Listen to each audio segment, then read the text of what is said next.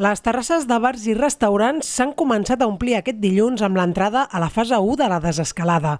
Després de 2 mesos de confinament, hi havia moltes ganes d'anar recuperant la normalitat de mica en mica. Estem molt contents i amb aquest sol que fa encara més. Bueno, pues fa 2 mesos que no hi ha anat a cap terrassa i mira, podríem prendre alguna cosa. Perquè tenia moltes ganes de poder gaudir d'un tallat en una terrassa i començar a moure una mica el negoci al poble que fa falta.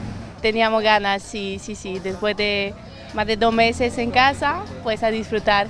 Ja feia molts dies que estava tancat a casa. Hem vingut a menjar, jo he menjat espaguetis i ara estic menjant un gelat. Són molts els locals de Lloret que han aprofitat que ja podien tornar a aixecar la persiana, tot i que complin estrictament les mesures de seguretat i higiene que requereix la situació, amb la distància entre taules i desinfectant després de cada client. Els usuaris asseguren que se senten completament segurs. Llevamos mascarillas, teníamos gel y así, cuando sigues unas reglas, limpieza, todo va bien. Hay virus siempre por todas partes y bacterias. Y si estamos encerrados, pues ¿cómo podemos crear inmunidad por la manada? Evidentemente, si hubiera habido mucha gente aquí, no me hubiera quedado a tomar nada. Pero como está bastante tranquilo, pues sí, yo creo que sí.